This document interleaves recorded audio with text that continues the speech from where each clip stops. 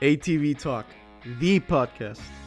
Sit down with your host industry professional, Loren Duncan, as the men and women from the ATV world bring their behind-the-scenes stories to life. Every Tuesday at 5 p.m. Pacific Standard Time. And remember, dream big. It could be your story one day. Duncan Technologies International. More than 33 years in the industries building racing programs and ATVs around the world. We build winners. Hi, I'm Loren Duncan, your host of ATV-TALK. Episode 5. It's going to be a roundtable. Instead of our normal format where we have a single interview, we're going to talk to many different levels and different people in the industry. We hope you enjoy. I'd just like to welcome everybody to ATV Talk. We're going to have a roundtable today. We have Danny Duncan, a founder of the ATV industry. We have Loren Duncan, the owner of Duncan Racing. We have Josh Rowe, the hired throttle for any desert team that wants to win.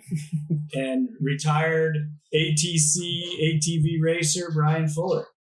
Welcome, guys. Thanks for coming to ATV Talk today.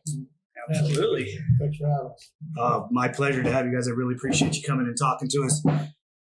We're going to talk some ATVs. A little bit about how you got started, where you started riding, how you really got into ATVs. Brian, you're the retired ace here, and you got to race two-wheelers, three-wheelers, and four-wheelers. How'd you get started? Riding 90s back in the old late 70s. Let's be a little more specific. Rigid ATCs. ATC 90s. You know, and anybody who doesn't know what an ATC is, it's a three-wheeler with no suspension and a 90cc motor. Then we went to 185S's. Then we went to 250Rs, and here we are. Three-wheelers, quads. I don't know how you guys lived in those days. Yeah, it's a little before your time. You didn't do any of the three-wheeler stuff, did you, Josh? No. Yeah, a little different. It was a lot of fun. The 250Rs were good. The quads were good.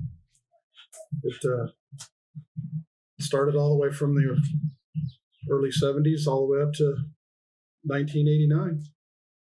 And you went to school with Loren. Yes, and you. Well, yeah, I was a couple years behind you guys. Yeah. Yeah. First racing team I ever rode with was Danny's Machine Works.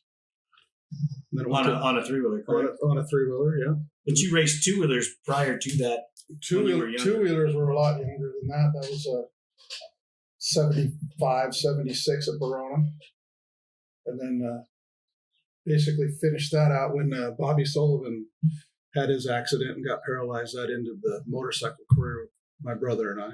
And how old were you when that happened? That was, I was in 10th grade, so whatever that is.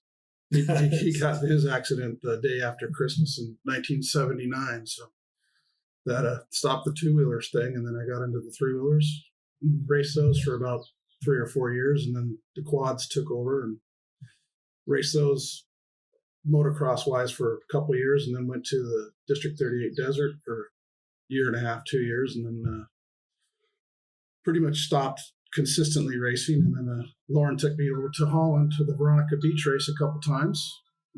Had some fun there on some quads, and then just did it for fun at the dunes, and that's pretty much it. So, Josh, just so that you're understanding this, ATVs were invented long before you were born. Oh, correct. Yeah, I got that. I just wanted to make sure that you knew that. Loren, you probably have the most experience next to Dad here of anybody in the ATV industry. Some definite changes from the three-wheeler era to the four-wheeler era. Massive, drastic changes in your world there. Oh, it's just my world really hasn't changed that much. You still got to get the work done. But as society has grown and altered and changed and evolved, so has the automotive and the motorcycle and the ATV industry. You know, I remember 1969. My dad brought home the first ATC 90 from Valley Motorcycle Sales. had a balloon front tire with no rim, and you couldn't ride the thing. Every time you tried to turn, you wanted to put your foot down, and the tires had no rims. They were just balloon balls, probably about 20 inches in diameter. And then you try to go over something and it'd bounce, and had an old Honda use that rocker arm design 90 motor for everything. And it was about as nuclear as you could get. I don't think they were out a year, and my dad was already putting big bore kits in them and porting them and putting headers on them. And it wasn't long after that, a couple years later, the ATC-70 came out, and being the intelligent guy my father was, he found that was the best babysitter he ever had. And he got a few of those, and we just rode them to death for hours and hours and hours. I mean, I can't imagine turning my kids loose now with no supervision, but Well, we were supervised. He just was up in the shop working, and when we ran out of gas, he would see that we got some gas and kept going. But it's like everything. You look back and you go, "Boy, if I knew then what I know now." Just there was no such thing as a CNC machine. You had to build everything by hand. Just how cumbersome it was to do general machine work. Just the evolution of technology has just made ATVs evolve tremendously, like everything else. It's and you either evolve with it or you're not doing it anymore. Right, Dad. You kind of have seen massive changes from the oil dripping European bikes that you worked on to the Japanese machines that we ride today. Yeah, the quality of the bikes that I started on was not too great, and the Japanese stuff had electric starters, didn't leak oil, not immense amounts like some of the other stuff did. But working on them still took the same amount of time to do a board job or a port job, or depending on whether you're working on a twin or a little single. Or one big difference back in the 60s and 70s is people were not so caught up in the price. And what I mean by that, now you see tremendous amount of products made worldwide in every single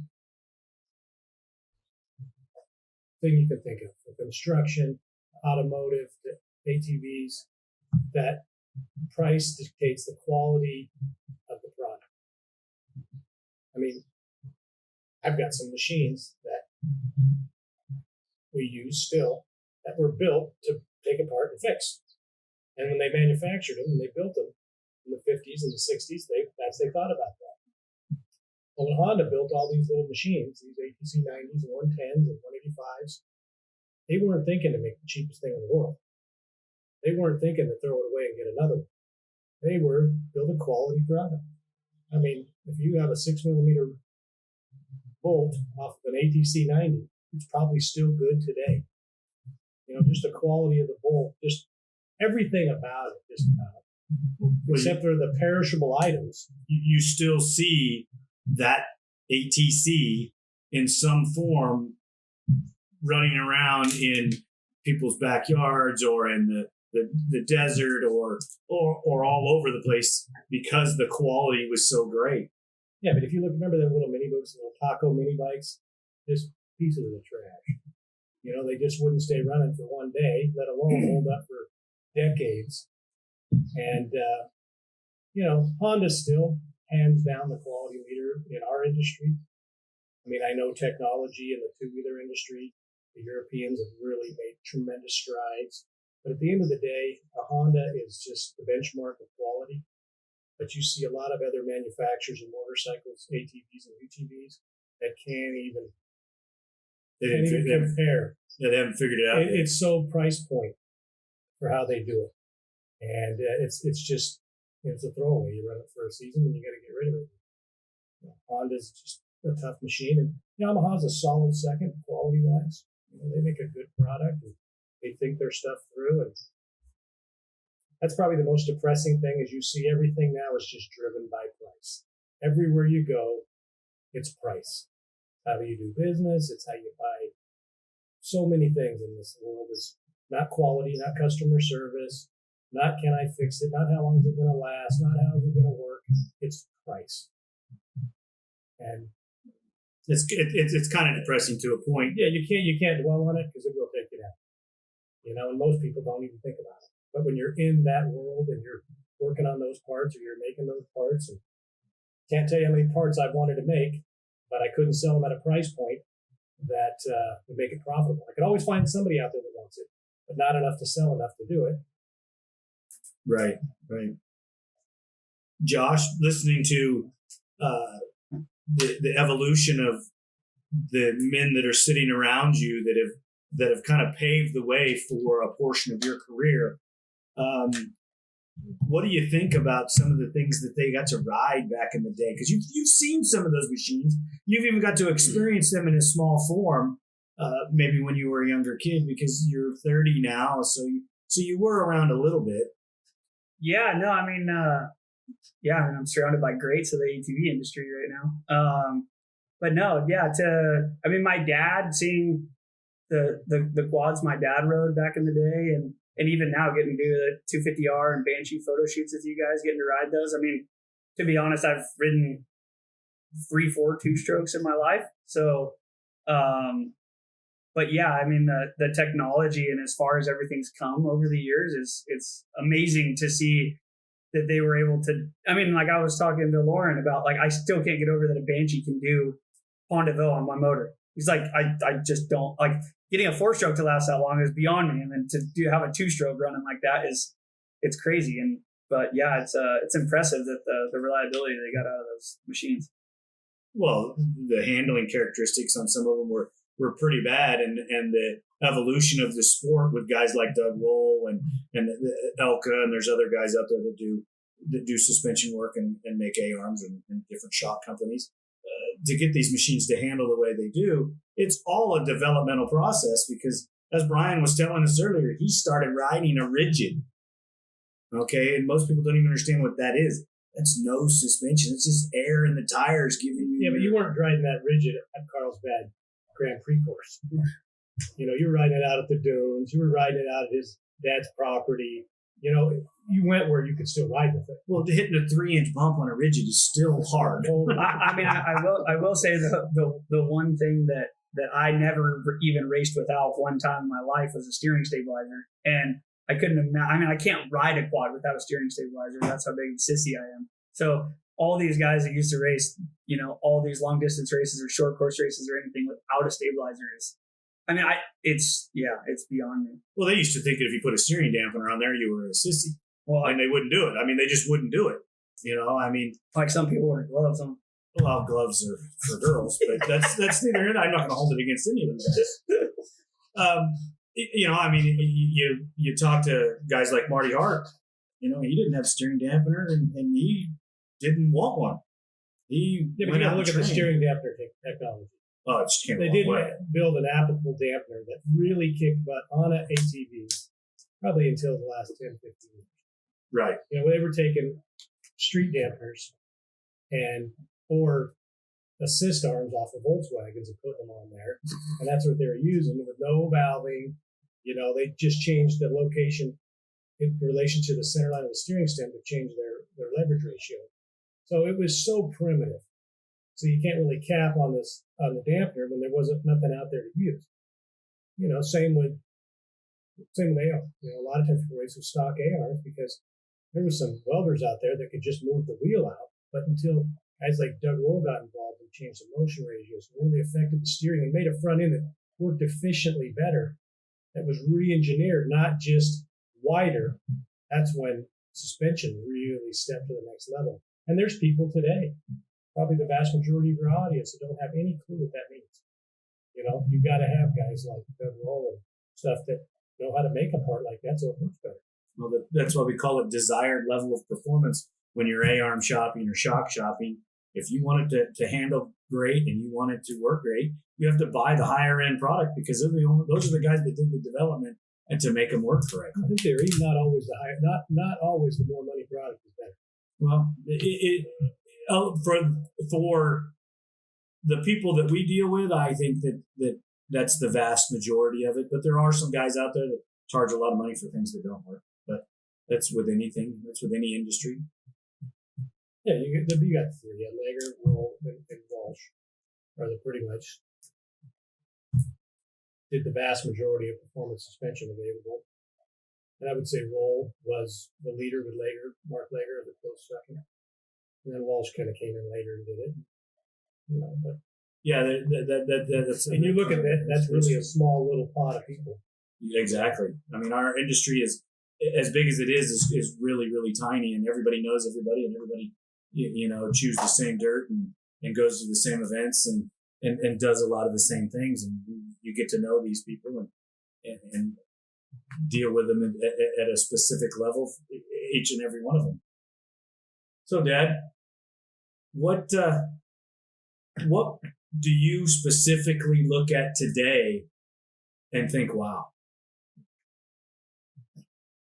I mean, you've seen a lot of the evolution. You've seen the travel that we've got to go do. You've seen the machines that we work on. You've had hands-on from the 90cc machine to the 450s that we run today and the two-strokes. Well, for the last few years, I would say when you start to try to improve the engines on the stuff that comes out, you got to be careful because they're so damn good to start with.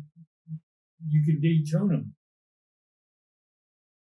by just making the wrong choice of what you do to it.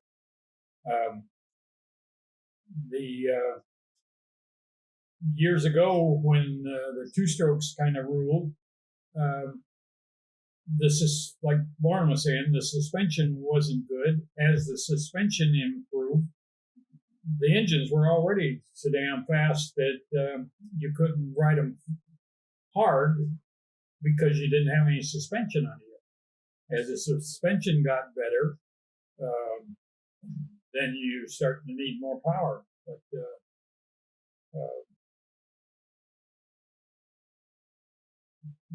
I don't know, different. No, what I think he's trying to say is that it's just not a given that you can take a motor and make it faster. Right.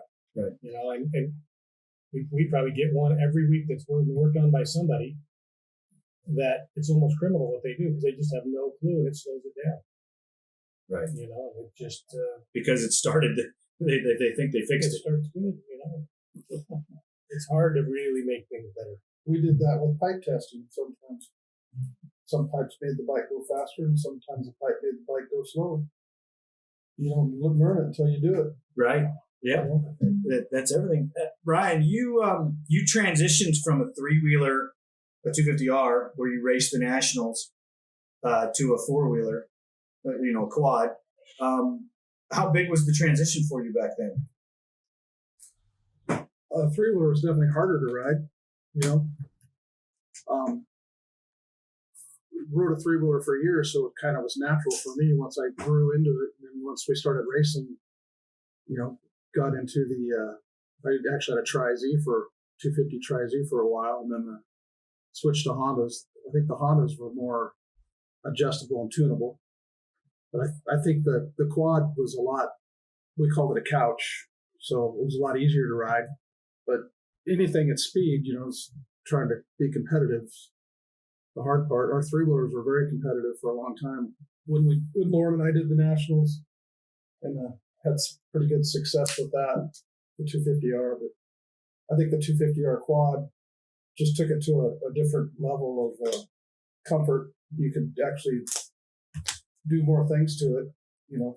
I wasn't a big fan of the steering stabilizer on motocross, but for desert, I think you kind of need it. So there was a lot of different things that came around during that time. But I think we had really good success on the three-wheeler for a long time. And then once my career started winding down on the quad side, we just were doing desert stuff and District 38.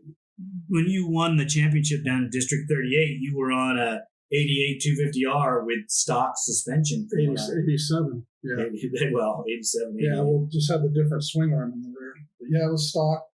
Loren eventually put a motor behind it, which made it a lot better. But yeah, we won a lot of desert races on that thing. But we had a lot of broken frames, broken swing arms, and only went through 2 sets of tires for the whole season, which is very rare. Unheard of. Nowadays, you use a new set of tires for every race. But yeah, I had a practice set of tires and a race set of tires, and pre-run on one and change them, come back the next day and race on another set. And did that for a whole season.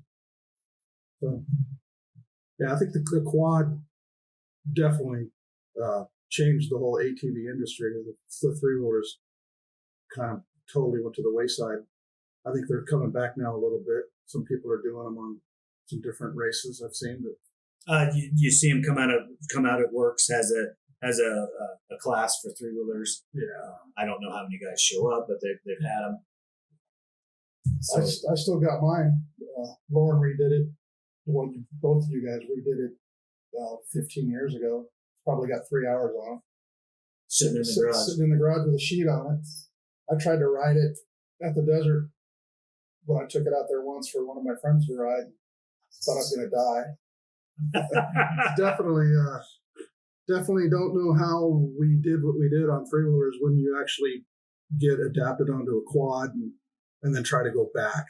Yeah, so when you ride a three-wheeler, you have to pick your own lines. Three-wheeler needs its own line, its own style of riding, and it takes a special rider to ride it. Where riding a four-wheeler is almost like taking your brain out, put it in the helmet bag, and getting on. And a lot of the lines on a four-wheeler are very similar to what you would take on a two-wheeler. Yeah. And it's just a way it saved the industry. Between the Consumer Product Safety Commission clamping down on Honda and just stifling the growth of new three-wheelers, we had to have four-wheelers or we wouldn't be having this conversation. The industry would have went away. So it just opened it up for put my mom on one. Because you're just not going to tip over when she stops. You know, she's not going to put her foot down like that. It's like, just easier to ride. You know, it's just the evolution. Kind of similar to jet skis from stand-ups to sit-down. Way harder to do a stand-up. Takes a lot more skill. A little sportier, but the vast majority of jet ski riders aren't comfortable riding a stand-up. They need a sit-down boat. Look at what it did to the industry. Yeah, I can't ride a stand-up in my life. The thing that's mind-boggling is like short course races I can see because they can kind of just burn in their own lines and they can make them work. But out in the desert and like when they race them down in Baja and stuff, to be able to sit in a 2-track and you have on a normal motorcycle, you take the center line or you pick a side. You got to have one tire in the middle and you got both on each side. So you literally got the whole trail covered. You have no way to dodge rocks, dodge anything that's coming at you. I mean, it's just crazy I don't even know how you would go about even navigating the trail on something like that. I mean, let alone riding in dust or even there wasn't thousands of big trucks down there that just ruined the track either. It was a different world then, you know, so it was hard, like no doubt. Right. But it wasn't quite like they had to go put up with today. You didn't have the UTVs ruining the track. Yeah. You didn't have all the big trucks ruining the track. I mean, they were out there, but it wasn't the same. Yeah. Yeah. You're also talking about a time when not as many races had been ran. So some of the trails weren't as worn in. The ruts weren't as bad. So, I mean, like Loren said, it was still bad. It wasn't populated as much, so you can move the tracks. You know? Right. But you're still going back to the time when you're still riding a 252 stroke with limited fuel on these bikes, with limited resources for communication, with limited sources. It's like, it's nuts just thinking about it. I bet you if you looked at the times of the average time of some of those Team Honda teams that raced in the desert, you'd be shocked at how fast they were. I could imagine. My dad has told me stories of going over the summit pre-running on his 250R with a saddlebag of gas and I'll see you on the other side. Like to this day, I'm like, if I don't have a sat phone, if I don't have a spot tracker, like, I'll see you guys never. Like, I'm out. Technology, you know. I think that the fear factor for the older guys, you know, you just didn't think about those things because this is all we have. This is what we got. Yeah. We didn't have a cell phone to call our buddy and have him come pick us up to, you know, hit B or, you know, the alternate spot. But we just have to go down there and figure it out. They were just getting seatbelts in cars around that time. They hadn't had a shoulder belt yet. So it's just the times. It's Right. just, Yeah, I think the three-wheeler had its time. I mean, it took over the dunes from the old Baja bugs and stuff that were running down there, the Glamis and stuff. Then the three-wheelers kind of took the dunes over. I think the berm tracks and the three-wheelers then, and then the 250Rs came out, and then the berm tracks got bigger and longer, and a lot of people learned how to ride that way. I think riding the wide open desert on a three-wheeler, which I never did, would be a little exciting. you would have been successful if you wanted to, because you were successful. You picked a line and you were a smart racer. Yeah, I thought motocross on a three-wheeler was good because you're usually using the terrain to help you turn, and you're using like a berm track in a sense. Where once you get out there in the open terrain, it's a whole different world. You're on your own. But we were also fortunate to have a motocross track almost in our backyard up there at Verona Speedway up there. And Well, three-wheeler shined on a natural terrain motocross track, not these man-made with doubles and triples. And I mean, there's a few people that do it, but the vast majority, the three-wheeler was much happier. You're going to race motocross on a natural terrain, and that's what Verona was. It's kind of built into the natural terrain, and the best three-wheeler races that were generally on natural terrain.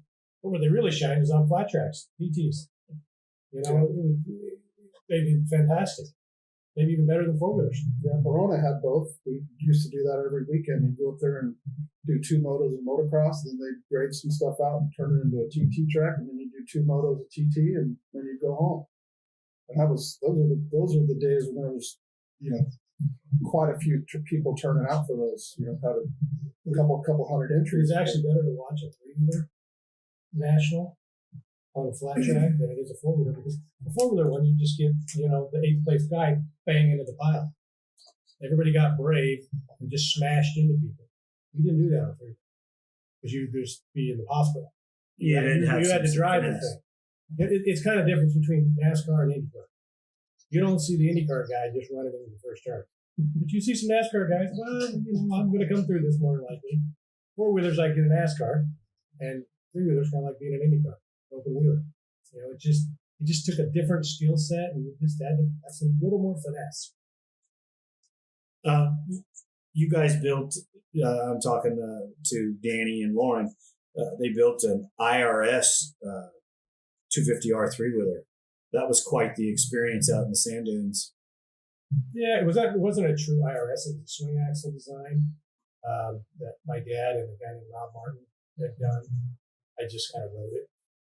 It was excellent for traction because it would squat, kind of like a Volkswagen does, and press the tires on the ground.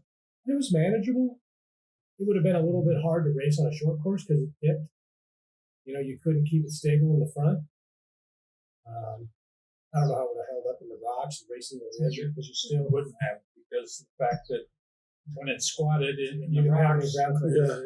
everything, it dug a trench because the drive sprocket was, In the dirt. in the dirt. I think everybody thought about it. I know Marty always wanted to do it. And then Honda did it with the 700XX, but there must have been some design issues way above my thought process for Honda, Suzuki, Yamaha, never really to market a sport machine like that could do it. And that 700 was just such a pig. Nobody really wanted to race it. It had so many other issues. I think really, just giving it a little quick think, not enough center CG weight to make the wheels work. If not, you gotta be able, like a truck, everything's working. And you gotta have it where it'll work, but still have enough stability to turn it. Right. It's just not everything works on everything. You know what I'm saying? I know from the experience I had on the XX doing some testing with the Craig Christie team, it was a rough ride because you couldn't go through the whoops at a pace that you could on a straight axle bike. I thought that it was great on some of the environment, or some of the terrain was pretty awesome. But gosh, when you get it out there in the big whoops, it just didn't go through. It never got up on top. Polaris had one that I could rode through that. Yeah, Polaris. When Eichner switched over to Polaris, he rode the first couple rounds. He won the first race that Polaris ever did on an IRS bike. with Josh Fredericks chasing him down on a 450R. That was Los Alamos. Yeah, that we were there. You and I were standing there next to each other, right? Lenny rolled around in the dirt after he won. Oh yeah, it was an exciting day. I mean, that was a hard fought. You know, we were 5 rounds in, hadn't won a race, and after you'd been on top of the box your whole career at that series, to be 5 rounds in and not even win a race, it was kind of a stressful thing. So, you know, that was a big day. It was a great day for Doug and Polaris and, you know, myself. That was a cool place too. And yeah, it was an amazing place. I think they don't let us ride there anymore because they monitored the trash so much that if you left trash, they just didn't invite you back. They wouldn't let you use tear-offs. Yeah, because they didn't want to affect their cattle. Mm-hmm. Pretty big deal. Josh, so you get to sit down with some guys that have chewed dirt that before you, and maybe you've spent some time riding and working with them. I know that you've raced against Brian's son. Yeah. And you know, you guys have tangled bars a couple times. And, more than once. wow. Yeah, no, me and Garen rode. Shoot, I mean, when I first started, me and Garen kind of first started racing Pro-Am together and racing the amateur class. I mean, I remember getting beat by girls racing quad cross, you know, and you're learning to turn and jump.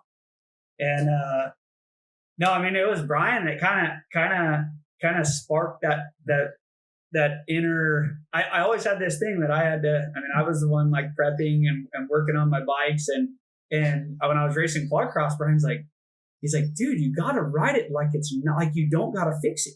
You like that was, and I remember we were at ACP, and I was riding like a sissy, and Brian's like, you gotta override the clutch, ride that thing like you don't gotta fix it. Just go ride the thing. Don't ride it like you're gonna get a half a season out of the clutch. Don't ride it like you're gonna. And I remember from that day on, it was, I mean, yeah, we were cracking frames and we were going through clutches and we were wrecking stuff, but I mean, my speed just progressively got better and better and better. And yeah, me and Garen, we went, I mean, through the ranks together, from racing amateurs to Pro-Am to racing pro against each other, dicing it up. Did you ever getting married? Yeah. Yeah. Oops.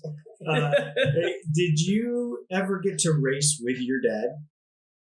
Yeah, my very first race I ever did was I was 15 years old, and my dad was racing Vegas to Reno, and he was teaming with my uncle. My uncle had crashed practicing, and my dad was like, I have nobody to race with. Like, I'm going to have to solo it. And I remember he called my mom and was like, Jill, is it okay if Josh races Vegas to Reno with me? I remember my mom called me in the room. She's like, think you do it? I'm like, honestly, have no idea. I mean, my dad was racing a DS 650 at the time. I was 15 years old, all of like 110 pounds soaking wet.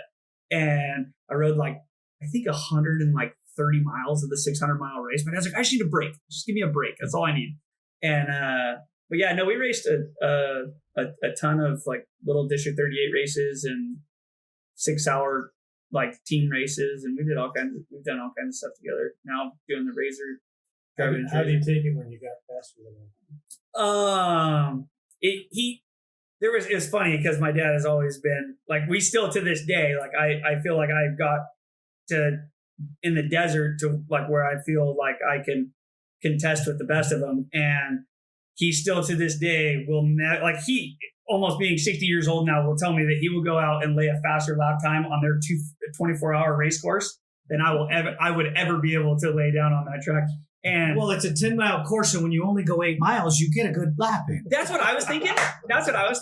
But love you, Greg. Just kidding, man. I'm sure when you interview him, you'll have a great conversation with him about the same thing. Oh, he's still to this day. He will not let it like live it down. But to your point, when I first started to get faster than him, he like it was every Sunday. Me, my dad, and Travis Dillon, we would go out to Placer City, and we had like a 5-mile loop, and we just ride that loop for hours until it got hot, and then we drive home.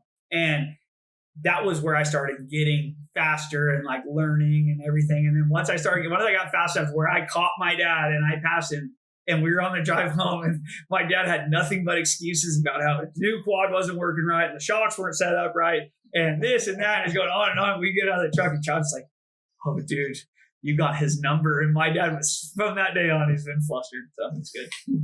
Wow, that's pretty awesome. But hey, at least you get the experience of going out and riding with your dad. You know? Yeah. He's always, I mean, he's never ever put pressure on me. So that's kind of made it fun. He's never like, oh, I did this and we did, like, it was always, I just, all for fun. Like there was never a like stern hand on, I needed to do better. So that kind of made it fun. In the olden days, they used to hire gunslingers to control the town or to take care of things. In your world, you're kind of a hired throttle.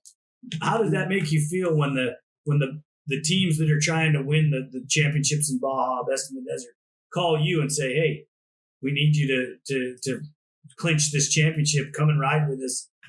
How does it make you feel that you have all of these titles on your belt from things just being the guy that they anchored? They needed the anchor and you were the guy. Pretty cool. I'm really blessed actually, because I sadly don't have a quad right now. So whenever they call for me to go ride a quad, it's awesome. I love it. So every time they give me a call and they want me to go ride 200-300 miles, I'm definitely that guy. But no, they, the riding with Simmons, the quads that you prepped and built. I mean, the last few years we've had nothing but success, and it was really cool of them to invite us onto the team and to really show what we're made of. So it's cool to go up against the best out there and to be able to. Well, that was the first machine that you had ridden that I had prepped and built. So it'd been a while for us, racing in the same places and doing the same things for us to be on the same team. Yeah, I never racing desert. We've always ran a super mild motor, just everything stock with a cam, really, just for reliability. And the motors that you guys have built I'm still to this day amazed that they are able to do 500-600 miles wide open and have that much power. I mean, they're so much fun to ride, and for them to be able to last like Vegas Reno, me and Sloan, we like tag team the last 300 miles of that race, and that thing never lifted off of 4th, 5th gear going to Reno. So, they're, but like what we were talking about, the technology and how far everything's come. I mean, like the quad, when we got off of the finish line, was like we took off the start line. I mean, the shocks weren't boiled. I mean, nothing was changed the tires. Yeah, other than the tires being road slicks. Put a clutch in it. We could have raced back. Yeah. So, but we always believe that in order to finish first, you must first finish. So, if I don't care how fast you are, if it breaks, that was kind of wasted the whole day. That was kind of the mentality. Once I started getting better in the Baja and the Best in the Desert races, was I always, whether we started first or we started 10th, I would always sprint to the lead physically. That way we could take care of the bike. So the first 70, 80 miles, I'd do everything in my power to physically pass everybody. That way we know we have them on time. And then I would, every single time we come to the pits, we have all this extra time to look over the bike, change the air filter, check the tire, check the chain, to where the quad is ultimately in tip-top shape the whole race. And these guys are always rushing their pits, and ultimately they're behind. Tons of their races they were losing due to mechanicals, not because we could get out front, throw a 5-minute lead on them, put them on cruise control and never see them again, just because it would just accrue over the 12-hour day. But Brian, you got to be into a special category where you were ATV champion, racer, and then you roll into dad, race dad. How's that experience for you, knowing the things that you got to do and the accomplishments that you have, and then bringing your sons along in the racing? Race dad is very expensive. Yeah, and race mom is very stressful. But it was good. It was a family affair. It started with quad cross. Garen's 4 years older than his brother, so Kyle came along a couple of years later, and then so the quad cross had good success, and then we turned it into doing the works, and the work series kind of used that as a a family vacation trip, get to see places we haven't been able to see. And, with Duncan Racing behind us, with making sure the bikes and everything were good, we had a lot of success. The kids did very well. Garen won a lot of amateur championships, and Kyle won a whole bunch also. I think it brings a lot to the table when you have the experience that, we gained. When I say we, Loren and Lenny and all of us racing way back in the 80s, to pass it on now, because the only difference now is you're using a 450 instead of a 250. And, of course, the suspension came along a lot more than what I ever rode. I actually have a hard time riding a fully suspended roll chassis quad compared to the rigid 250Rs that I raced. But you could definitely watch the kids and watch, Josh Rowe was there with us pretty much the whole way. It was, it's stressful, but yet very exhilarating as far as, watching them, especially when they're leading or battling for a lead or a win or a championship. And, we were blessed enough to win, several championships. Garen won 3 championships all in the same year with Works, which has never been done that I know of. I don't think it'll ever be done again, because they mix the classes. Yeah, they put the classes at the same time. Which that was pretty stressful, because that was, a lot of riding in a weekend and a lot of wear and tear on the bikes. And, it required 3 bikes for him to be able to do that. Yeah. And, and then Kyle was riding, he had 1 bike, and then whatever other backup would be available if he had issues. So it was exciting, Kim and I talk about it all the time now that we're pretty much done racing other than going to the dunes. And, the kids love that too. So she always says she enjoyed it because we got to see a lot of things that they wouldn't have been able to see without it. She doesn't miss the injuries and some of the politics that come along with it, but it definitely helped, my kids be more sociable with people and, working with, racing with different kids and different people and, watching the really pro guys really do it, especially the motorcycle guys. And I think it gave them a lot of life lessons, not only with the traveling, but with the racing and the prepping and, all the stuff that goes with it. Trying to get a bike ready when it's broken to be ready to go the next day. A lot of stress in there. But I think the kids, along with Josh, learned a lot from all of that. You get to do some things with your children that most dads and moms don't get to do. You get to spend time doing what they love to do, what you love to do, and brings you closer, and you get to talk about some of those memories. And I had Garen on the podcast in the very beginning, and he was reluctant to talk too much about, following in his dad's footsteps in the racing portion. And I probably understand why, because, I'm sitting here next to my dad, and I'm sitting here with my brother, and these are 2 of the most influential people in my life that have gotten me where I am and gotten me to do the things that I've done. And I get it, You can't buy what these people do for you. I've gotten to enjoy Josh. I've gotten to enjoy your children, Garen and Kyle, and the hundreds of other kids that we've come across that we've got to race. And I say hundreds because there's some of the kids I can't even remember their names. They were there for a season or they were there for 2, and they all roll into each other, from going to quad cross races, going to works races, even some District 38 stuff. Yeah, no, it was fun over the years. I mean, with getting ready for all the races, I mean, you figure we were racing every other weekend. So we had bikes for quad cross, we had bikes for works, and then we're getting each one ready and having to make sure we got all the parts. And like at that time, it was super stressful. Now I'd give anything to go do it again. But it was a point where, I mean, we're like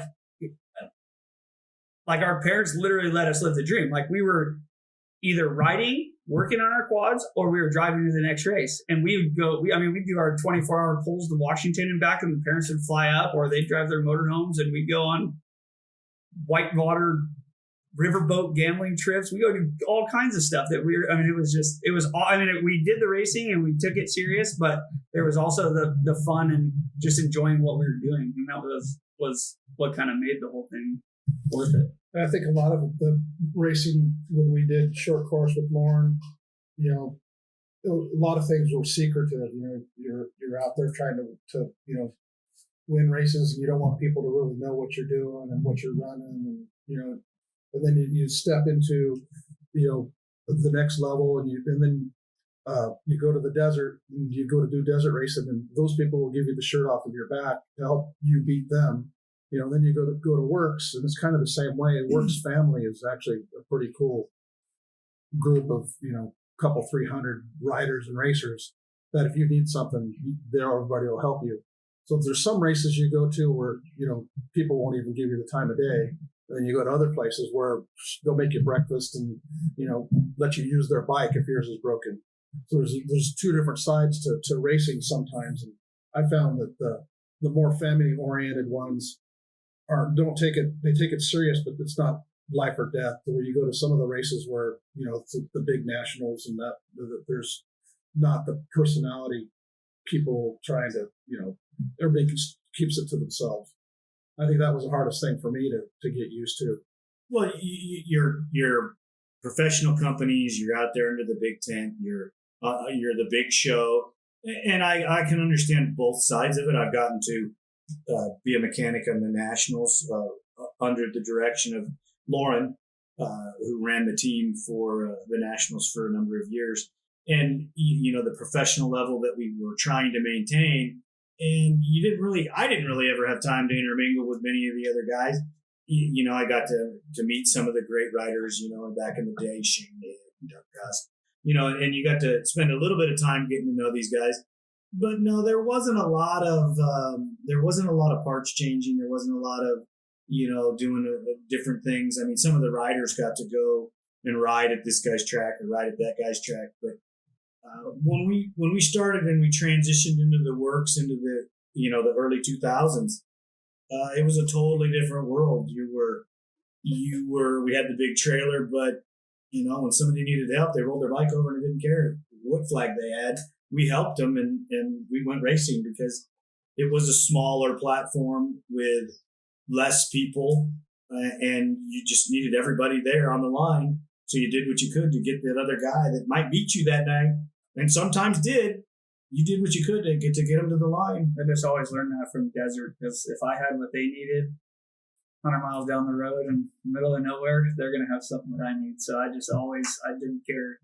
I mean, like when I got back into racing just a couple years ago, and Bo wanted me to come out, and he literally called me and said, "What do you need to come race your quad?" And I was like, I was like, I literally have like the bare essentials. Like I don't have shock. I don't have all kinds of stuff. And Bo was like,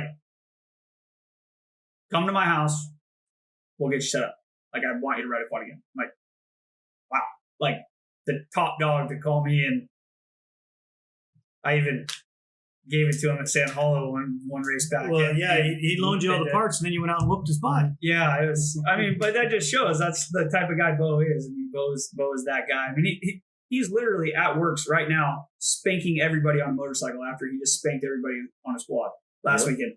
And the guy is unbelievably talented. But very talented. As a person, he's like even cooler than his riding abilities will ever say. So they don't make guys like him. No, I mean they broke the mold. I mean, he'd almost pull over and help you rather than see you not succeed. 100%. He did that for Davey. Davey broke leading. Yeah. Bo pulled up next to him and held a rope out. He was going to tow him in. And Davey said, "Nah." He rode because his header pipe broke. Yeah. He rode up in. I was like, you were winning. I'll just tow you across the finish line. Yeah, I mean, it's okay. Winning's important to him. His family's important to him, and but being a good guy is more important to him. I mean, that's his livelihood too. I mean, there's not very many guys that do it for to pay the bills at home, and that's what he does. And to still even have that kind of level of help anybody you can is pretty well. Crazy. If you look at the bank of the photos that I received from him because he was on the podcast a couple episodes ago. He races a motorcycle, preps it, races 2 different classes of UTVs. Wait, hang on. He races a motorcycle that he bought that is bone stock and is strictly to provide for his family. Yes. Does not put stabilizer, does not have suspension done, does not put any money into it because that would be taking money away from going towards the family. So he is showing these guys the way on a box stock motorcycle. When he told me that, I was literally, I didn't have no words. I was and you believe him because that's the kind of guy he is. 100%. 100%. And I've seen his motorcycle. I mean, it's just literally he has flex bars on it. He strapped it to the back of his wife's car to go to the race. I seen them. Yeah. I seen the pictures and the video that he sent me, and I'm just like, wow, that's crazy. Those are the kind of guys that grow our sport because they reach out to that little kid and they take the time to shoot the photo and they shake that kid's hand and put him on the quad, and that little kid never forgets that, and that rolls into a future champion in motorcycles or ATVs or even the UTVs because Bo's in the UTVs pretty heavy and does quite well. You do some UTV driving as well. Yeah, got the opportunity to race Wayne Mallock's Razor at the Baja 1000 in the last couple of years, so it's been a pretty huge undertaking seeing as he's like the full top dog down there in that class. But I mean, last year we came and we lost by a few minutes at the finish. We had a very minuscule part fail that shouldn't have failed.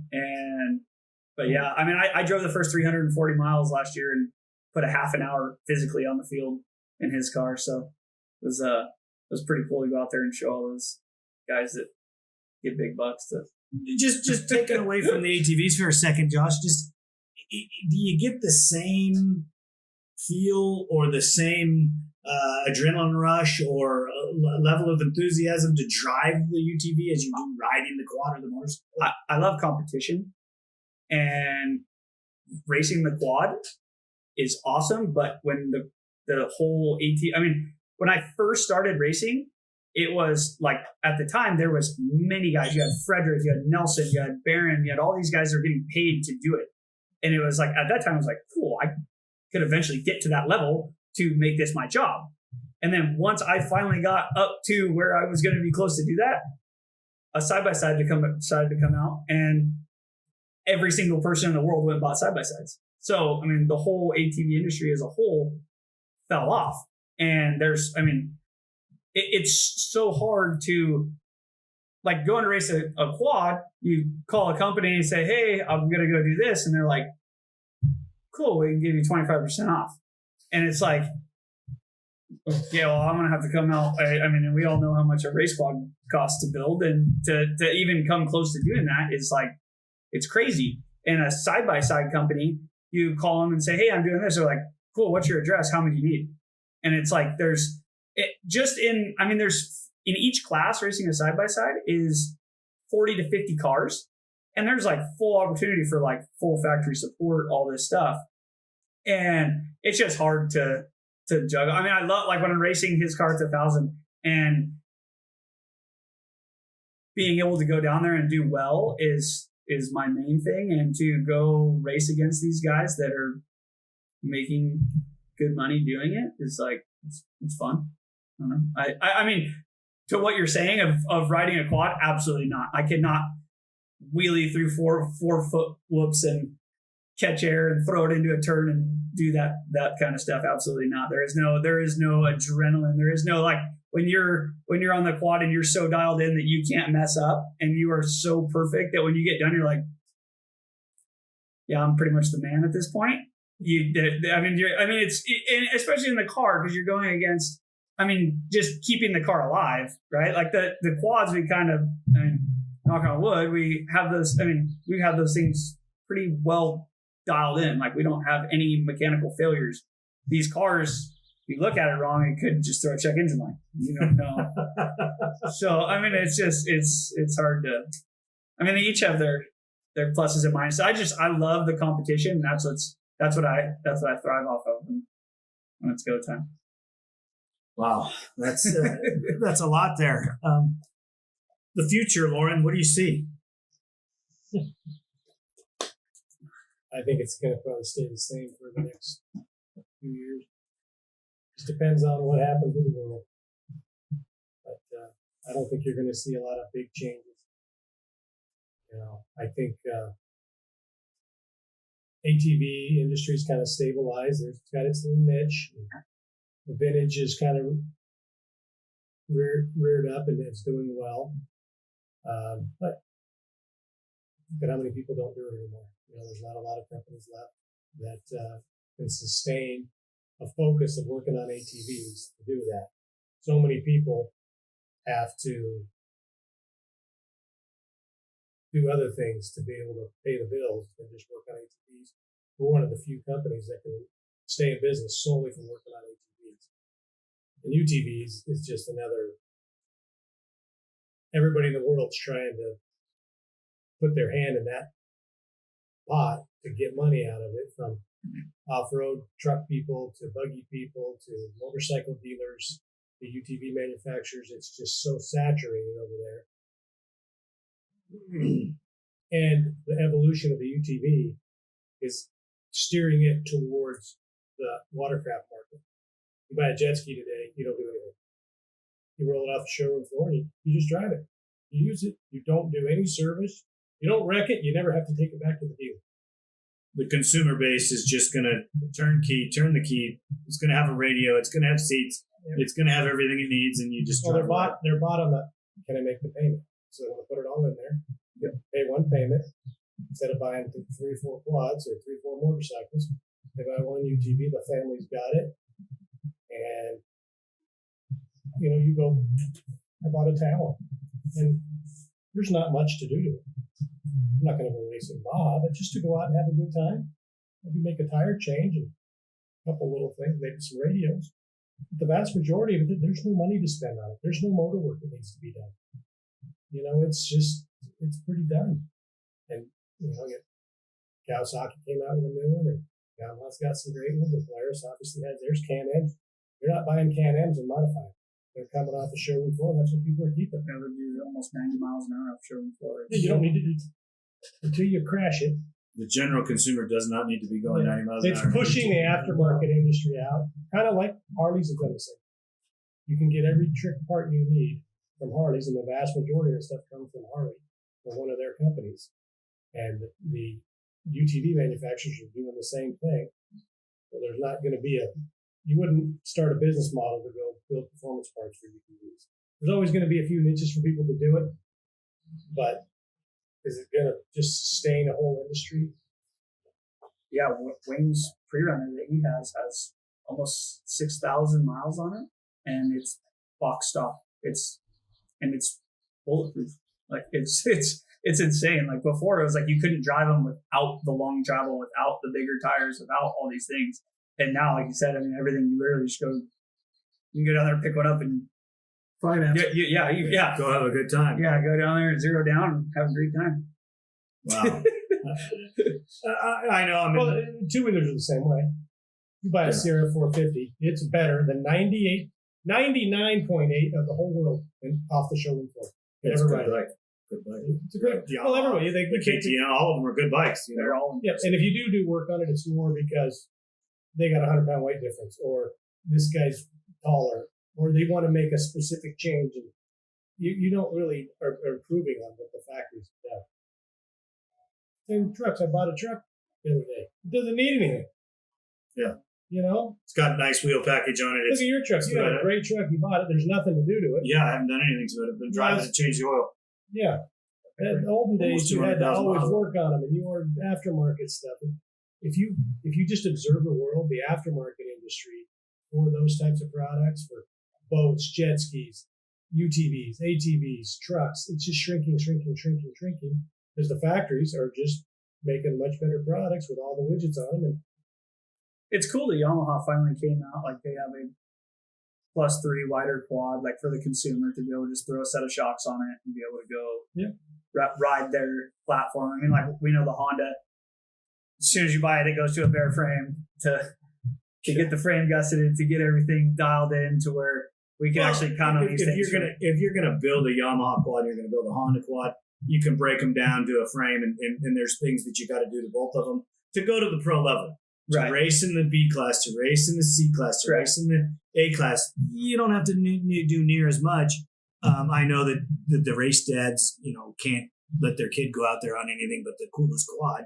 But if you're going to evolve correctly, you need to start out with less before you go. I feel like just in our years of knowledge of preventative maintenance, that's just pretty much what we've always done. Not just pro or amateur. just in cracking frames. And worldwide, you can't look at the race part to support the industry because it won't. Right. And a little bit of UTV racing, as big as Josh says it is now. I remember going to Loretta Lynn's with 1,000 ATVs there.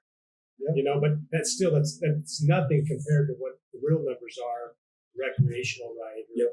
The guy riding the sand pits in Pennsylvania. The guy in the trails of Canada. Those guys. We get calls all day long from people that don't even care about racing. Never even race these things? Yeah. Other than the technology that we can offer them from our past racing, that's all they care about. Right. They just want the product because they're just going to go out and have a great time. And we've also gone to races where you had to qualify. Even at the amateur level, you had to qualify to get into the race. And some of the races you go to, you just have to sign up. Yeah. So it's gone both ways. Yeah, my dad has old VHS videos of scrolling down the start line at a District 38 race. The video, it's insane how many quads wide they have sitting on the dead engine, bomb start. And it was, I've never seen, even since my first memory of watching my dad race at District 38, I've never seen a start line that. I remember sitting at the start of a Vegas to Reno. When the green flag drops at sunrise for the first motorcycle, okay, that's 6 a.m. ish. It's 7:30, and we're still haven't got to the green light to go yet. Yeah, that tells you that dirt bike is pretty far out there before you get there. Yeah, I want to play a little game here, guys. I'm going to start with you, Danny. What was your favorite race machine? Winter Deck. Favorite? That's the favorite of all of them. Huh? What did you like to race? Because I know you raced motorcycles back in the day. The bike I would have liked to have was something I couldn't afford. I raced the BSA and I raced Triumphs and I raced a Montesa. I would have liked to race a Bull Taco because with all the work I done on my BSA, I couldn't keep up with the Bull Taco stock. So. Yes, these were machines that were built in the 50s and 60s. Brian, what's your machine of choice? Well, my favorite machine race-wise was the 200X that Mr. D built when we won the amateur national at Porterville, San Jose. Yeah, that was an experience and a half because we raced the 250 and then Mr. D let us run the 200 class if I could get signed up, and we did. He rode the wheels up. Yeah, and he came over to me and goes, "Okay, this is the clutch, this is the brake, that's the throttle. You twist the throttle till it stops excelling, count to 2, and then shift." Okay. We went out, had 2 restarts because kids crashed, and I think we ended up winning that thing by quite a few seconds. But that was probably the funnest because I was a big kid on a 200X. Yeah, he was ginormous. I remember I was there. And I just rode the wheels off that thing and had and especially with the restarts, I'm like, God, these little kids are just going to outdrive me. And we just rode the wheels off that thing. That was probably one of my most favorite times, because it was just something I never thought we could win an amateur national on a 200. and you did it. Loren? Oh, probably the Lobo, 250-yard Lobo with the BC 2000. And with so many years to develop the chassis with Doug and developed that cylinder. And it was the bike that Spader won the championship. And I think in the year that he won it, he had a podium in every national. And that bike was probably my favorite because we probably had the most blood, sweat, and tears in that thing, or the evolution to get to that. It took at least 5 years to refine that motor, chassis, shock. I mean, I remember Doug Roll and Mike Halleck testing for hours on shocks and suspension. And I knew that because I had to supply the riders and the motors for all the testing they wanted to do. And, they probably had 500 hours figuring that out. Do you think you'll ever recoup the cash that it cost to do that? No. Personally, my favorite bike to ride was my XR75. And I raced in that at Verona. I remember that. Yeah. It was just fun to race those things. There's a cult following for those machines if you look at them. Even if the seat fell off. Huh? Yeah, a few times. And the gas cap. I don't remember the gas cap. I remember the seat fell off on you a couple of times. This is archaic. We're talking early 70s. XR75. I had a 75 About model. 70, 75. Yeah. The SL70s were pretty awesome. That was in This is 73. way before your time. I know, Josh, you're a little foggy on me, thinking, "What are you talking about?" This is fun stuff. Josh, how about you? I'd have to say not last year's, but the first year I raced with you guys at Vegas Reno. That quad I rode, I think like 325 miles that day. That thing was the most fun I've ever had. They couldn't get me off it. I was kind of hoping they were going to make the last pit so I could go to the finish. Yeah, that bike was, I've got to listen to Dad's stories all along, and that bike, when you cracked the throttle in the shop, the floor shook, and it just was perfect. I mean, you couldn't. I have built a lot of machines, and I would have to say that's one of my favorites too because it was perfect. I actually rode 100 miles of that race. We ran the thumb and twist throttle, and when Aaron went through a section, when they flopped the pin, they didn't put the other side in, and it got mud in the hole. So I rode 100 miles of that race on the outside of the throttle because every time I twist the throttle, the thumb would move, and it kept like my whole thumb was bloody because I was holding onto the outside and touching the brake with my index finger just so I could stop the bike because I didn't know it was wrong. Obviously, I wasn't going to stop. So that was a good time. That being said, you had a little entertaining back and forth with somebody after that Vegas Reno. Yeah, Adam McGill was at that race. He's a GNCC racer, and he came up to me and he told me that his TRX 450, the team that he came out with, would do, I believe he said 96 miles an hour. I've never heard of a TRX 450 doing that in my life. And he's like, "Oh no, this You must not have been on the internet." Yeah. And he's like, "No, this quad will do 96. We got engineers here. I got the proper gearing. I got elevation. I got this. This quad will do it." And I was like, "Dude, if your quad does 96 miles an hour, I don't think it's going to make it the whole way, but I wish you the best of luck." And when we took off the start line, we took off third physically. And when I caught him going to pit 2, his quad was not doing 96 miles an hour. And when I went by him, he called me on the way home. And he's like, "I'm not going to tell you this, but one time," he's like, "you can put it in your wallet." And he said, "You're a badass in the desert. I've never been passed like that ever. Like, you went by me and I literally couldn't even see in front of me. So I don't know what you were seeing, but he couldn't believe it." And it was the funniest thing because he was talking so much smack to me before the race, but he's a good sport. It was cool. I mean, it's kind of my cup. I mean, compared to him, I mean, you take me out and racing his woods, I'd be floundering all over myself. So it's all good. You also retired a guy that day too. Oh, I don't know about that, but yeah, he retired from ATV racing. I caught Cody Mitchell that day. I love Cody. Cody raced the Baja 500 in 2013 with me. He's a good guy, but yeah, no, I caught him just before I caught Adam. Cody was in Adam's dust, and I caught both of them within a quarter mile.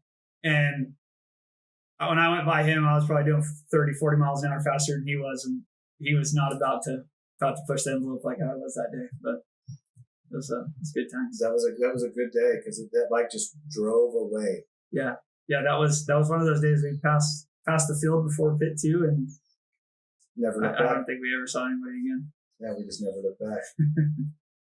In closing, gentlemen, I really want to say thank you very much for your time. I know it's very valuable. I know you're all very busy doing the things that you do, and I appreciate your perspectives on the ATV industry. And I hope that we can do this again. I know that I'd like to get each and every one of you individually, but this is a round table, and this is what it was designed for, to get a mix of different opinions. And I really want to say thank you, and I want to say thank you to each and every one of you for your input into the ATV world and the things that you've brought us to a sport that I love and enjoyed and made a living at doing.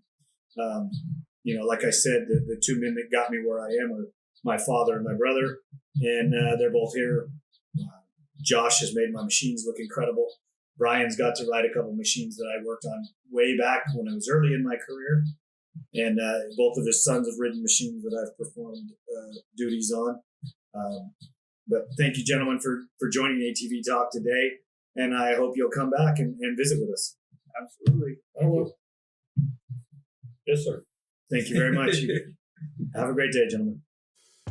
The team here at ATV Talk would love your feedback. Please email us at hello@atvtalkpodcast.com. Thank you for listening. We hope you enjoyed the episode. If you did, don't forget to rate us on all the available platforms and share us with your loved ones. Follow us on Instagram and Facebook for more ATV Talk news. See you next time.